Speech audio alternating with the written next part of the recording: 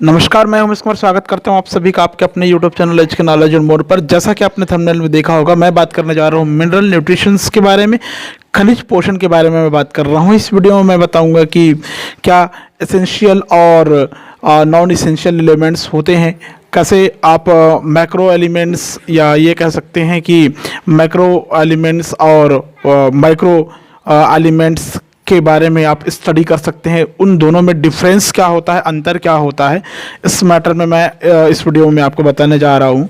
Video को अंत तक देखिएगा, ध्यान से देखिएगा। वीडियो पसंद आए प्लीज़ वीडियो को लाइक करिए, शेयर करिए, कमेंट करिएगा। चैनल पर पहली बार आप आए होंगे तो प्लीज़ सब्सक्राइब कर लीजिएगा ताकि इसी प्रकार की वीडियो आपको हमेशा मैं प्रोवाइड कर सकूँ। चलिए वीडियो शुरू करते हैं फटाफट। जैसा आप हेडिंग देख रहे हैं मिनरल न्यूट्रिशन, तो हमको पता होना चाहिए कि पौधे अपने लिए आवश्यक जितने भी प्रकार के भोज्य पदार्थों का निर्माण है वो सभी प्रकाश संश्लेषण की क्रिया के द्वारा निर्मित कर लेते हैं, है ना। मतलब फोटोसिंथेसिस एक ऐसी प्रक्रिया, इससे पहले मैंने एक सीरीज दिया था फोटोसिंथेसिस का, प्रकाश संश्लेषण की वीडियो आप वहां से सर्च कर सकते हैं मेरे चैनल में जाके।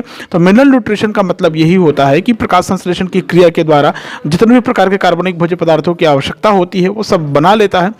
लेकिन प्रकाश संश्लेषण में बने पदार्थों के अलावा कई और पदार्थों की आवश्यकता पड़ती है जिनका संश्लेषण ये और विभिन्न कारकों के या क्रियाओं के द्वारा करते हैं। उन पदार्थों को संश्लेषण के लिए कुछ तत्वों की आवश्यकता पड़ती है, ठीक है। तो उन तत्वों को अल्प विकसित पौधे या जीव, चाहे वो एल्गी हो, एक कोशिकीय स्वपोषी जीव हो, सरल बहुकोशिकीय पौधे हो, अपने आसपास के वातावरण से सामान्य सतह के द्वारा अवशोषित कर लेते हैं।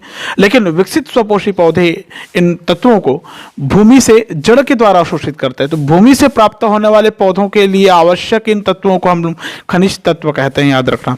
मतलब ऐसे खनिज तत्व जिसको हम भूमि से प्राप्त करते हैं। किससे प्राप्त करते हैं? भूमि से प्राप्त करते हैं, मिनरल एलिमेंट कहलाते हैं।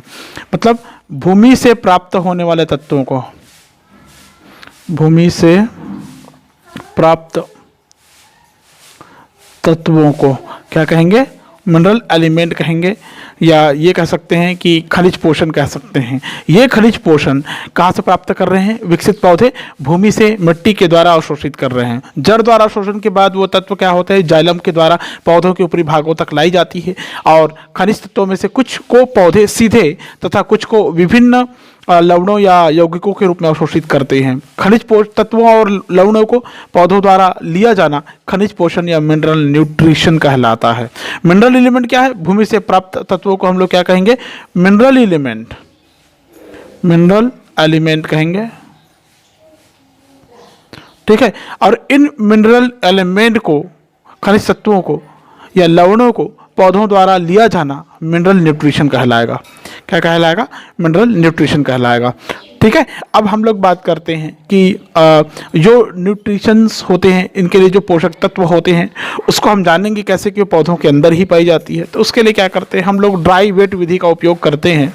पहले क्या करते हैं? पौधों को पूरी तरह से सुखा लेते हैं, सारे भाग को धूप में सुखाने के बाद पहले उसको गीले ताज़ा भार ज्ञात कर लेते हैं। जैसे पौधे को आपने उखाड़ा है गमले से, उसका वजन तौल ले, उसके बाद में उसको इतने लगभग 110 डिग्री टेम्परेचर पर उसको सुखा के जलवाष्प निकाल दे उससे, और ड्राई वेट कर लेते हैं। उसके बाद में आपको पता चल जाएगा कि पहले आपने जब फ्रेश वेट लिए थे तो उसका वजन ज़्यादा रहा होगा, ज़्यादा मिलेगा, और जब ड्राई वेट करते हैं तो उसका वजन कम मिलेगा, ठीक है। उसके बाद भी अगर हमको ये देखना कि कौन कौन से प्रकार के एलिमेंट है, कौन से ऑर्गेनिक मैटर उसमें मौजूद है, तो उसके लिए हमको क्या करना पड़ेगा?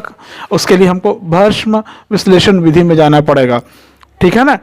ये जो भस्म विश्लेषण विधि होता है, ऐश एनालिसिस जो होता है, इसमें क्या करते हैं? जो शुष्क भार हमने जिस पौधे का लिया है उसको क्या करते हैं? पूरी तरह से जला देते हैं, पूरी तरह से बर्न कर देते हैं। पूरी तरह से जलाने के बाद जो राख का अवशेष प्राप्त होता है उसको विभिन्न प्रकार के टेस्ट से गुजार कर हम पता कर लेते हैं कि उसमें कौन कौन से प्रकार के कार्बनिक मटेरियल है। उन्हीं इस विश्लेषण से पता चलता है, भस्म विश्लेषण की विधि से पता चलता है कि लगभग 30 टाइप्स ऑफ मिनरल्स एलिमेंट या मिनरल एलिमेंट जो पौधों के अंदर खनिज तत्व पाई जाती हैं वो आवश्यक रूप में पाई जाती है, लेकिन शेष कुछ पौधों में हो भी सकते हैं या नहीं भी हो सकते हैं। मतलब 30 टाइप्स के एलिमेंट आपको देखने को मिलता है। कितने एलिमेंट?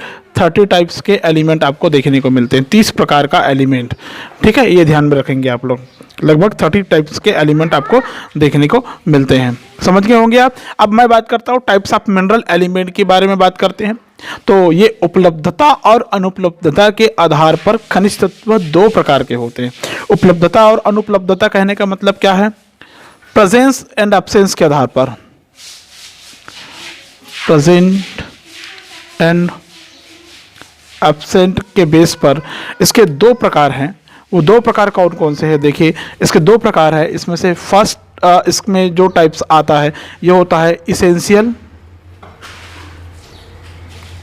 इसेंशियल एलिमेंट बोलते हैं, जिसको हम लोग आवश्यक खनिज तत्व बोलते हैं, ठीक है। और इसका जो सेकंड आता है इसको बोलते हैं नॉन इसेंशियल एलिमेंट। कहने का मतलब ये है, अगर हम इसेंशियल एलिमेंट्स की बात कर रहे हैं, आवश्यक खनिज तत्व की बात कर रहे हैं, का मतलब होता है कि इसकी ज़रूरत होती है, ठीक है। ज़रूरत होती है कहने का मतलब ये है कि कुछ तत्व ऐसे होते हैं जो पौधों की वृद्धि के लिए आवश्यक होता है। जैसे 30 प्रकार के खनिज तत्व की बात मैंने किया भस्म विश्लेषण विधि के द्वारा। ये 30 प्रकार के खनिज तत्व जो ऐश एनालिसिस की विधि के द्वारा प्राप्त की गई है, ठीक है, वो लगभग आवश्यक खनिज की श्रेणी में हम लोग रख देते हैं। लेकिन फिर भी 16 तत्व 30 में से 16 तत्व ऐसे हैं जो पौधों की वृद्धि और विकास के लिए अति आवश्यक होती हैं। उन तत्वों को ही आवश्यक खनिज की श्रेणी में हम लोग रखते हैं। मतलब लगभग 16 प्रकार के जो एलिमेंट होते हैं ये पौधों की ग्रोथ के लिए और डेवलपमेंट के लिए, ग्रोथ और डेवलपमेंट के लिए काफ़ी आवश्यक होते हैं। ग्रोथ और डेवलपमेंट के लिए काफ़ी ज़्यादा आवश्यक होते हैं। समझ में? इन सारे तत्वों को क्या कहते हैं?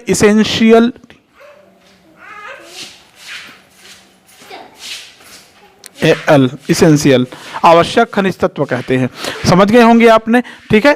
तो ये जो आवश्यक खनिज तत्व है ये कौन कौन से हो सकते हैं इसके बारे में थोड़ी चर्चा करें। तो ये जो आवश्यक खनिज तत्व होंगे वो होगा carbon, oxygen, hydrogen, sulphur, nitrogen, phosphorus, potassium, magnesium, calcium, ferrous, copper, boron, zinc, manganese,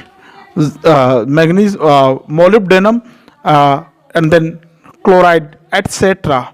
ये कुछ ऐसे तत्व हैं जो पौधों की वृद्धि के लिए अति आवश्यक होते हैं, ठीक है। लेकिन इसके अलावा भी कुछ तत्व ऐसे होते हैं जो पौधों की वृद्धि के लिए आवश्यक होते हैं। किसी दूसरे मटेरियल या किसी दूसरे माध्यम से पौधों को ये लेने की ज़रूरत पड़ती है, like aluminium, silicon, sodium, cobalt, gallium etcetera. ये कुछ ऐसे तत्व हैं जिसको किसी बाहरी माध्यम से लेना पड़ता है। मतलब इसको हमको बाह्य माध्यम से उसकी आपूर्ति करानी पड़ती है, ठीक है। और जो ऊपर मैंने लिखा है ग्रीन कलर में, ये सारे के सारे ये अति आवश्यक खनिज तत्वों की श्रेणी में आते हैं।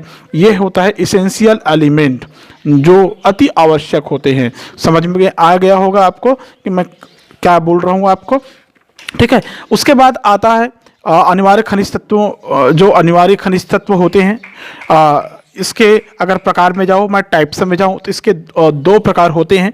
एक प्रकार होता है जिसको हम लोग कहते हैं, अच्छा इधर बताऊंगा मैं इसको। नॉन इसेंशियल को पहले सुन लीजिए। नॉन इसेंशियल का मतलब होता है ये अनावश्यक खनिज तत्व होते हैं। ये अनावश्यक, नॉट रिक्वायर्ड, इसकी ज़रूरत हमको नहीं होती, ठीक है। जाहिर सी बात है अगर मिनरल्स या खनिज को पौधे एक्सेप्ट कर रहे हैं तो खनिज में कई प्रकार के मेनी टाइप्स के एलिमेंट हो सकते हैं, कई प्रकार के एलिमेंट हो सकते हैं, ठीक है। कई प्रकार के एलिमेंट हो सकते हैं। ये सारे के सारे एलिमेंट पौधों के लिए नुकसानदेह हो सकता है या उसके लिए सिर्फ हार्मफुल हो सकता है कहें, या ऐसा कह सकते हैं कि उसके लिए कोई आवश्यकता की चीज़ है ही नहीं, ठीक है। मतलब अनावश्यक कहेंगे इसको, अनावश्यक होते हैं ये, ठीक है। तो उसको क्या करते हैं, उत्सर्जी पदार्थ के द्वारा शरीर से बाहर कर दिया जाता है या उसको उपयोगी नहीं किया जाता। वो जैसे लेते हैं वैसे उसको त्याग दिया जाता है जल के द्वारा, अगर घुलित अवस्था में है तो उसके द्वारा त्याग दी जाती है, ठीक है। समझ गए होंगे आप। अब मैं बात करता हूँ इसेंशियल एलिमेंट के बारे में, थोड़ा सा डिस्क्रिप्शन में जा रहा हूँ मैं। एसेंशियल एलिमेंट जो होता है ये दो भागों में हम बांटकर अध्ययन करते हैं। इसका जो फर्स्ट पार्ट होता है, पहला भाग होता है इसेंशियल एलिमेंट का। इसेंशियल एलिमेंट की बात अगर हम लोग करें तो इसका फर्स्ट होता है मैक्रो और मेजर एलिमेंट। मैक्रो और मेजर एलिमेंट। मैक्रो और मेजर एलिमेंट कहने का मतलब होता है ऐसे खनिज तत्व जो कि पौधों की वृद्धि और विकास के लिए अपेक्षाकृत अधिक मात्रा में आवश्यकता होती है। मतलब इसकी काफ़ी ज़्यादा में इसकी ज़रूरत पड़ती है। मेनी क्वांटिटी ऐसा मैं लिख सकता हूँ, या मोर क्वांटिटी, मैनी और मोर क्वांटिटी में इसकी जरूरत पड़ती है। ठीक है, इसको बोलते हैं दीर्घ मात्रक या गुरु मात्रक पोषक तत्व कहते हैं, जिसकी अधिक मात्रा की जरूरत पड़ती है। समझ में आ गया होगा आपको। दीर्घ मात्रक खनिज तत्व पौधों के कार्बनिक अणुओं के संश्लेषण और परासरण विभव की वृद्धि के लिए आवश्यक होता है। मतलब ये तत्व अगर वहां पर उपस्थित है तो इसकी सहायता से क्या होगा, कई प्रकार के organic molecules and osmotic potential को बनाए रखने में मददगार होता है।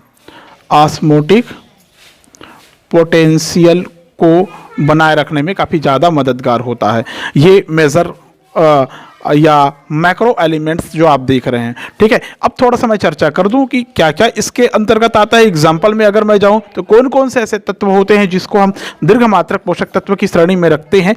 लाइक इस carbon, hydrogen, oxygen, nitrogen, phosphorus, potassium, calcium, sulphur, magnesium etcetera. ठीक है, इन सब को हम दीर्घ मात्रक पोषक तत्व की श्रेणी में रखते हैं।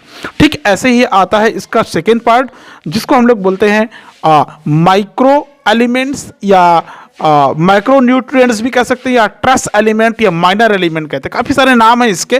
ठीक है, तो मैं इसी के आधार पर मैक्रो लिखा तो यहाँ पर लिखता हूँ माइक्रो, और मेजर लिखा तो ये माइनर हो गया। ठीक है, और क्या बोल सकते हैं, अभी मैंने अभी कहा माइक्रो के अलावा ट्रेस एलिमेंट भी कहते हैं इसको। क्या बोलते हैं, ट्रेस, ट्रेस और है ना यहाँ पर ट्रेस एलिमेंट। तो ये सब क्या होगा, सूक्ष्म मात्रक या लघु मात्रक पोषक तत्व हो गया। ये ऐसे आवश्यक खनिज तत्व होते हैं जिनकी अल्प मात्रा ही पौधों की वृद्धि और विकास के लिए पर्याप्त होती है, काफी कम मात्रा। ठीक है,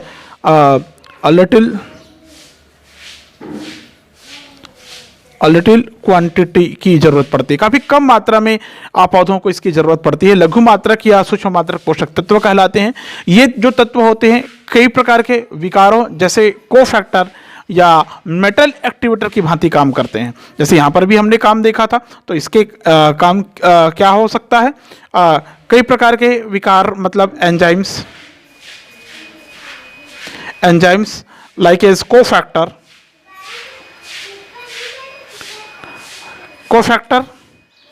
और मेटल एक्टिवेटर की भांति काम करता है। मेटल एक्टिवेटर की भांति काम करता है। ठीक है, इनकी संख्या बताई जाती है 7। नंबर कितनी है इनकी, नंबर है इसका 7। लगभग 7 एलिमेंट ऐसे हैं जिसको माइक्रो एलिमेंट्स या माइक्रो न्यूट्रिएंट की श्रेणी में हम लोग रखते हैं। एग्जाम्पल पर अगर नजर डालें तो क्या क्या आपको मिलता है माइक्रो एलिमेंट में, जैसे zinc, copper, manganese, boron, molybdenum, chlorine या क्लोराइड, फेरस या फेरिक या आयरन, ऐसा कह सकते हैं। ये जो होते हैं ये माइक्रो एलिमेंट की श्रेणी में आने वाले तत्व होते हैं जिसकी अल्प मात्रा पौधों के लिए आवश्यक होती है। समझ गए होंगे कि दीर्घ मात्रक पोषक तत्व क्या होता है और लघु मात्रक पोषक तत्व क्या होता है। ठीक है, अब मैं इस डिस्क्रिप्शन के बेस पे जितना मैंने कहा है उस बेस पे difference between macro and micro elements के बारे में चर्चा करता हूं। ठीक है, डिफरेंस देखिए, डिफरेंस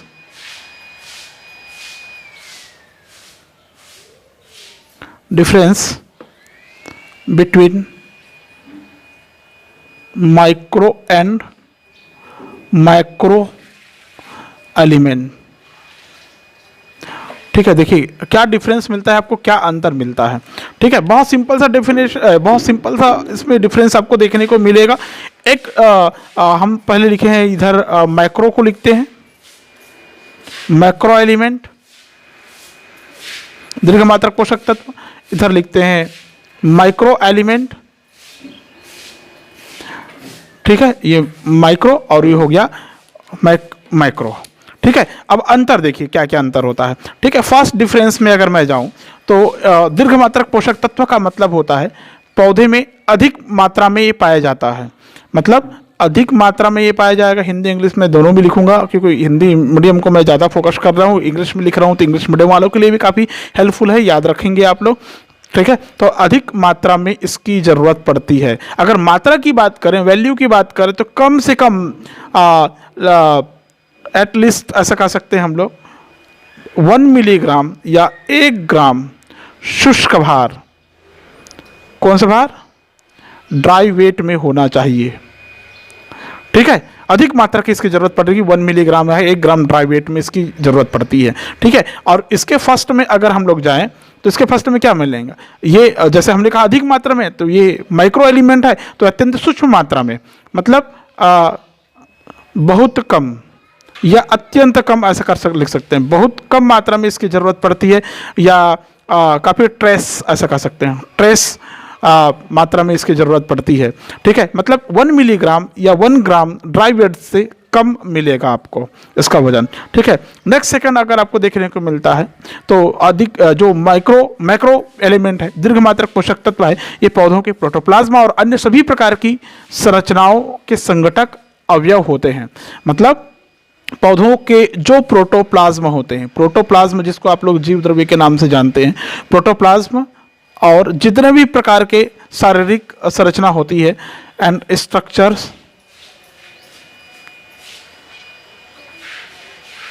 स्ट्रक्चर्स होते हैं, इसके आवश्यक कंपोनेंट होते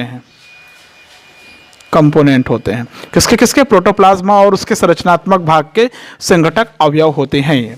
ठीक है, नेक्स्ट इसमें सेकंड की अगर बात करें तो, लेकिन इसमें ऐसा प्रोटोप्लाज्मा का और स्ट्रक्चर्स से संबंधित जो अवयव है वो मैक्रो एलिमेंट बनाकर रखते हैं, लेकिन इसमें ऐसा नहीं होता। मतलब मैं ऐसा लिखूँ, इसमें ऐसा नहीं होता। ठीक है, नेक्स्ट आता है थर्ड। ठीक है, ये जो माइक्रो एलिमेंट होता है, ये तत्व पौधों के ऑस्मोटिक क्या बोलते हैं, पोटेंशियल को बढ़ाने का कार्य करता है। ये जो पौधे होते हैं, प्लांट्स के ऑस्मोटिक पोटेंशियल को बढ़ाने का काम करता है, इंक्रीज करने का काम करता है।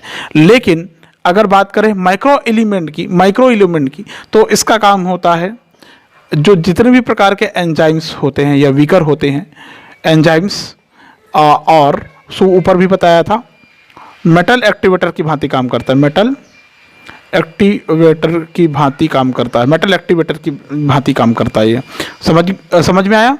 ठीक है, नेक्स्ट डिफरेंस में अगर हम लोग जाएं तो हमको मिलेगा इसकी थोड़ी वृद्धि होने से, मतलब मात्रा में, अगर माइक्रो एलिमेंट है, दीर्घ मात्रक पोषक तत्व ही है, गुरुमात्रक पोषक तत्व है जिसकी अधिक मात्रा उपस्थित रहती है, लेकिन अगर मात्रा में थोड़ी वृद्धि होने से पौधे पर इनका कुप्रभाव नहीं पड़ता। नाम ही है ना, अधिक या दीर्घ मात्रक या गुरुमात्रक, तो थोड़ी वृद्धि अगर हो जाती है तो कोई दुष्प्रभाव नहीं पड़ेगा पौधों पर।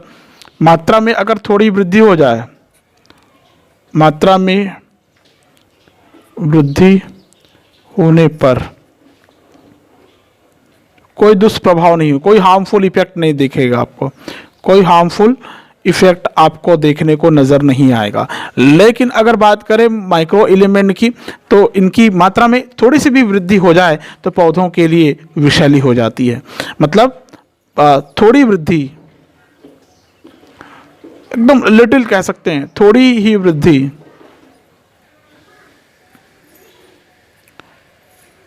पौधों में पॉइजन बनाना शुरू कर देते हैं, पॉइजनस कर देते हैं, पौधों में पॉइजनस ला देता है, मतलब विषैली बना देती है।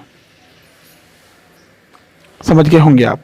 नेक्स्ट फिफ्थ आता है इसमें जो दीर्घ मात्रक पोषक तत्व मैक्रो एलिमेंट होता है, ये पोटेशियम आयनों के प्रवेश, इनफ्लक्स बोलते हैं जिसको, और ई फ्लक्स के कारण टर्गर मूवमेंट्स होती है। मतलब ये जो मैक्रो एलिमेंट है, इसकी उपस्थिति से पोटेशियम आयंस का इनफ्लक्स, मतलब आयंस के प्रवेश, सोडियम आयन के प्रवेश, इनफ्लक्स एंड ई फ्लक्स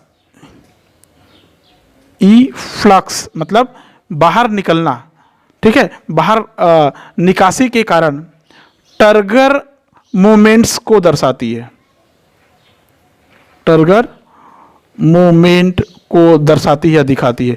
ठीक, ऐसे ही लघु मात्रक पोषक तत्व में क्या होगा, किसी भी लघु मात्रक तत्व में ऐसा कार्य करने की क्षमता नहीं पाई जाती, मतलब किसी भी प्रकार के लघु मात्रक पोषक तत्व में ऐसी क्षमता नहीं है किसी आयन को प्रवेश दे सके या बाहर निकाल सके। तो हम ऐसा लिखें, इसमें ऐसी क्षमता नहीं पाई जाती, नहीं पाई जाती है। ठीक है, ये समझ गए होंगे आप लोग। ठीक है, क्लियर है। तो ये हो गया लघु मात्रक और दीर्घ मात्रक पोषक तत्वों में अंतर। अगर बात करें तो इसके लिए कुछ समूह हैं जो कहना चाहिए कि अनिवार्य जो खनिज पोषक तत्व है उसको कुछ समूहों में वर्गीकृत किया गया है, और कौन कौन से समूहों में वर्गीकृत किया गया है उस पर भी थोड़ा सा नज़र डाल लें। ठीक है, इनके लिए क्या क्या ग्रुप है। तो एक होता है जिसको हम लोग कहते हैं स्ट्रक्चरल एलिमेंट, नाम से समझ सकते हैं आप, स्ट्रक्चरल एलिमेंट। इसके बारे में नेक्स्ट वीडियो और बनेगा। स्ट्रक्चरल एलिमेंट कहने का मतलब होता है जो पौधे के संरचनात्मक संगठन में भाग लेते हैं उसको स्ट्रक्चरल एलिमेंट या संरचनात्मक तत्व के नाम से जाना गया है। Like S carbon, hydrogen, oxygen, nitrogen, sulphur, phosphorus, magnesium etcetera. इसके बेस पे आप तैयार कर सकते हैं। ठीक है, दूसरा इसमें आपको जो देखने को मिलता है, दूसरा समूह जो देखने को मिलता है, ये बायो कैटालिटिकल एलिमेंट के रूप में होते हैं। बायो कैटालिटिकल एलिमेंट्स के रूप में होते हैं। बायो कैटालिटिकल एलिमेंट्स मतलब जैव उत्प्रेरक तत्व, मतलब ये ऐसे खनिज तत्व होते हैं जो जैव उत्प्रेरक या विकरों का एक भाग बनाते हैं, विकर का एक भाग बनाते हैं। इसके एग्जाम्पल में हमको देखने को मिलता है जो आएगा इसमें एलिमेंट, वो होता है लौह iron, ferrous, copper, manganese and cobalt etcetera. ठीक है, तीसरा इसमें जो ग्रुप होगा, तीसरा जो कैटेगरी होता है तत्वों का, वो होता है इंडिस्पेंसिबल एलिमेंट।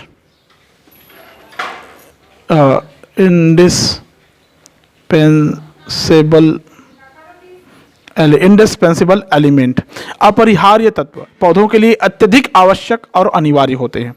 ठीक है ना, इंडिस्पेंसिबल एलिमेंट्स, अपरिहार्य तत्व कहने का मतलब होते हैं ऐसे तत्व है जो पौधों के लिए अत्यंत आवश्यक होते हैं। उदाहरण के लिए आप देख सकते हैं जैसे कैल्शियम है, बोरॉन है और मैग्नीशियम है। ठीक है, एटसेट्रा। देखिए, ये हो सकता है एलिमेंट का नाम कई जगह है तो कंफ्यूज नहीं होंगे, आपको समझ में आ जाएगा और क्या क्या काम करता है, क्या क्या काम करता है, समझ में। नेक्स्ट आता है, जैसे फोर्थ आपको देखने को मिलता है next group radio active element. कुछ एलिमेंट ऐसे होते हैं जो रेडियो एक्टिव होते हैं, radio active element. Radio active element मतलब कई तत्व ऐसे होते हैं जो रेडियो एक्टिव होते हैं जिसकी आवश्यकता होती है पौधों को। इसमें जो तत्व या एलिमेंट आता है वो होता है like uranium, thorium, radium, titanium, cobalt, nickel, iodine, bromine, rubidium etcetera. ठीक है, मैंने पूरा डिटेल तो नहीं लिखा इसका, लेकिन केवल तत्व का नाम बोल के बताया है। आप वीडियो को बड़ी बारीकी से और ध्यान से सुनिएगा, आप नोट कर लीजिएगा इसके साथ, तो आपका एक नोट्स भी तैयार हो जाएगा। नेक्स्ट आता है इनऑर्गेनिक एलिमेंट। इनऑर्गेनिक कुछ एलिमेंट इनऑर्गेनिक श्रेणी के होते हैं, मतलब अभी तक जितना चार पढ़े सब ऑर्गेनिक कंपाउंड के रूप में होते हैं। ठीक है, ऑर्गेनिक रूप में होते हैं। अकार्बनिक तत्व जिनकी पौधों की आवश्यकता होती है, मृदा से ही अवशोषित किए जाते हैं। अकार्बनिक तत्व मृदा बनने की प्रक्रिया के दौरान जो पेरेंट रॉक्स होते हैं उसके वेदरिंग मतलब प्राकृतिक अपक्षय से प्राप्त होते हैं, इसलिए इन्हें खनिज तत्व कहते हैं। इसी प्रकार ऐसे अनिवार्य खनिज तत्व जिन्हें पौधे वायु और जल से प्राप्त करते हैं गैर खनिज तत्व कहते हैं। मतलब इसमें हम दो भागों में डिवाइड करेंगे। पहला एक होता है जिसको कहते हैं मिनरल एलिमेंट, खनिज तत्व मिनरल एलिमेंट, और दूसरा इसको हम लोग बोलते हैं नॉन मिनरल एलिमेंट। तो मिनरल एलिमेंट में क्या क्या आता है? Nitrogen, sulphur, phosphorus, potassium, magnesium, calcium, ferrous, manganese, boron, copper, molybdenum, chlorine etcetera. ठीक है। नॉन एलिमेंट में जो आपको देखने को मिलेगा ये होगा carbon, hydrogen, oxygen and nitrogen etcetera. ये गैर खनिज तत्व है। ठीक है। मतलब क्या करते हैं पौधे, अनिवार्य खनिज तत्व की श्रेणी में जो कार्बनिक तत्व आपने लिखा है, कुछ भूमि से प्राप्त होते हैं तो कुछ वायु और जल से प्राप्त होते हैं। समझ गए होंगे आप लोग। ठीक है। इस वीडियो में मैंने कंप्लीट बताया क्या मिनरल न्यूट्रिशन होता है, क्या इसके प्रकार होते हैं, आवश्यक और अनिवार्य बोलते हैं जिसको, और जो अनिवार्य नहीं अनावश्यक, उसके बारे में भी चर्चा की। इसेंशियल एलिमेंट्स में माइक्रो और मेजर, दीर्घ मात्रक और लघु मात्रक पोषक तत्व, और बाद में उसका डिफरेंस भी हमने देखा। तो उम्मीद करता हूँ कि वीडियो समझ में आया होगा, पसंद आएगा। वीडियो को प्लीज़ लाइक करें, शेयर करें, कमेंट करें। चैनल पर पहली बार आए तो प्लीज़ सब्सक्राइब कर ले ताकि इसी प्रकार की वीडियो आपको हमेशा प्राप्त हो सके। Thank you so much.